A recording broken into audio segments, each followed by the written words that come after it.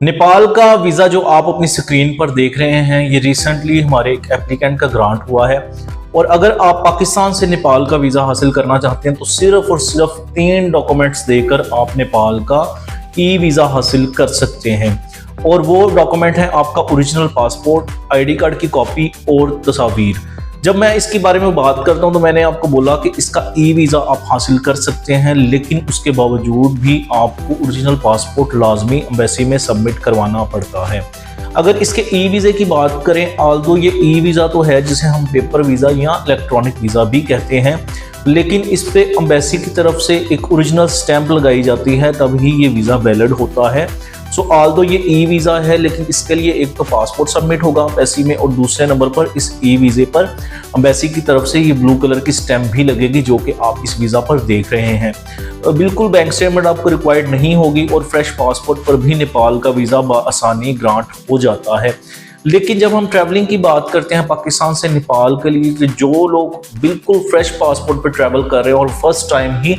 Nepal travel कर रहे हैं, उनके लिए यहाँ से एयरपोर्ट क्लियर करना थोड़ा सा मुश्किल होता है। उसकी वजह यह है कि आपकी एक तो ट्रैवल हिस्ट्री नहीं, दूसरा नेपाल को जब आप विज़िट करने की कोशिश करते हैं तो इमिग्रेशन ऑफिसर के माइंड में बाद वक्त ऐसे क्वेश्चंस भी होते हैं कि शायद आप नेपाल से इलीगल बॉर्डर जंप करके आप इंडिया में दाखिल हो जाएं। तो इस चीज़ को मद्देनज़र रखते हुए जब आप ट्रैवल करते हैं नेपाल के लिए तो आपको इमिग्रेशन पे काफ़ी ज़्यादा प्रॉब्लम फेस करनी पड़ती हैं, लेकिन ये प्रॉब्लम सिर्फ उन हज़रात को फेस करनी पड़ती हैं जो कि फ़र्स्ट टाइम ट्रैवल कर रहे हैं। ये बात हर किसी पर लागू नहीं होती। जो लोग मेडिकल वीज़ा के लिए ट्रैवल कर रहे हैं या उनके पास इनविटेशन है या उनकी कम्युनिकेशन स्किल अच्छी है, उनके पास शो मनी है, होटल बुकिंग है, उन्हें इमिग्रेशन काउंटर पर जाकर बात करने में कोई प्रॉब्लम नहीं फेस करनी पड़ रही कम्युनिकेशन में, तो फिर डेफिनेटली उन्हें किसी भी किस्म की परेशानी का सामना नहीं करना पड़ेगा। अमूमन जो लोग फर्स्ट टाइम ट्रैवल कर रहे होते हैं वो वैसे ही एयरपोर्ट पर जाने से पहले घबराए हुए होते हैं, शायद कोई मसला ना बन जाए, मुझसे कुछ क्वेश्चन ना पूछा जाए। तो अगर आप फर्स्ट टाइम ट्रैवलर हैं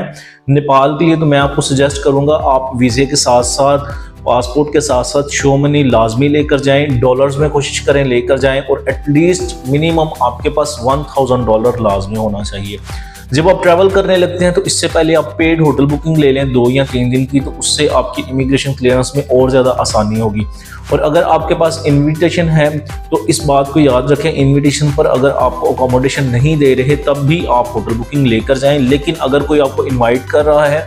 और आपको अकोमोडेशन प्रोवाइड कर रहा है तो आपके पास प्रूफ ऑफ अकोमोडेशन लाजमी होना चाहिए। जो भी बंदा एप्लीकेंट आपको वहाँ से इन्विटेशन भेज रहा है और आपको अकोमोडेशन प्रोवाइड कर रहा है। प्रोसेसिंग टाइम की बात की जाए